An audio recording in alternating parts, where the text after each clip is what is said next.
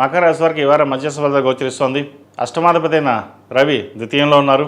అష్టమంలో కేతు ఉన్నారు. దూర ప్రాంత ప్రయాణాల విషయంలో జాగ్రత్త వహించాలి. ఆరోగ్య విషయంలో కొంచెం జాగ్రత్తలు తీసుకోవాలి.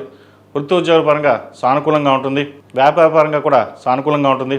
అయితే ఖర్చుల్ని అదుపులో ఉంచుకోవాలి. రాబడి తక్కువ, ఖర్చు ఎక్కువగా ఉంటుంది. పేరు ప్రఖ్యాతుల విషయంలో ఎటువంటి ఇబ్బంది లేదు. పంచమాధిపతి దశమాధిపతి అయిన శుక్రుడు ద్వితీయంలో ఉన్నారు. చతుర్థ లాభాధిపతి అయిన కుజుడు జన్మరాశిలో ఉన్నారు. భూ సంబంధించిన వ్యవహారాలు అనుకూలంగా ఉన్నాయి. వ్యాపారపరంగా చేసే ప్రయత్నాలు కలిసి వస్తాయి. భాగస్వామ్య వ్యాపారాలు కలిసి ఉంటుంది. విదేశీ సంబంధించిన వ్యవహారాలు సానుకూలపడతాయి. విదేశాల్లో ఉన్న వారికి, ఉద్యోగ ప్రయత్నం చేస్తున్న వారికి కలిసి వస్తుంది. ఆరోగ్య విషయంలో కొన్ని జాగ్రత్తలు తీసుకోవాలి.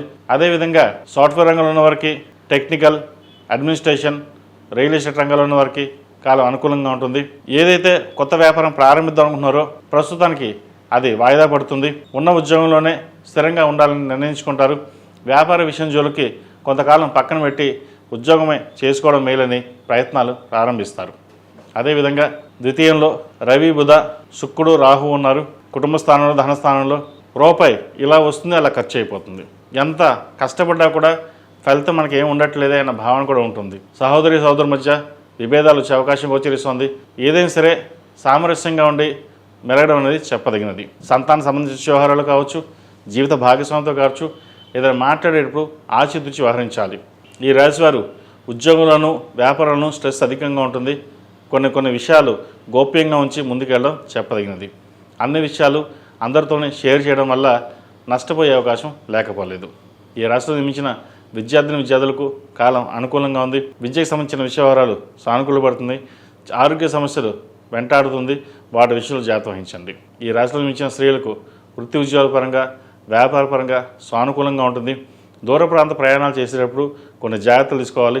ఆకస్మిక ధన నష్టం ఉండే అవకాశం లేకపోలేదు. ప్రయాణాల విషయంలో తగు జాగ్రత్తలు తప్పనిసరిగా తీసుకోవాలి. కూల్ డ్రింక్స్ వ్యాపారస్తులకు, కిరాణా షాప్ వ్యాపారస్తులకు, ఫాస్ట్ ఫుడ్ సెంటర్స్ నడిపే వారికి అనుకూలంగా ఉంటుంది. కష్టే ఫలి అన్నారు పెద్దలు. కష్టాన్ని తగిన ప్రతిఫలం మీరు తెచ్చుకుంటారు. 10 మందిలో పేరు ప్రఖ్యాతలు తెచ్చుకోగలుగుతారు. ఏదైనా సరే భగవత్ సంకల్పం ఉండాలి. మన పని మనం చేయాలి.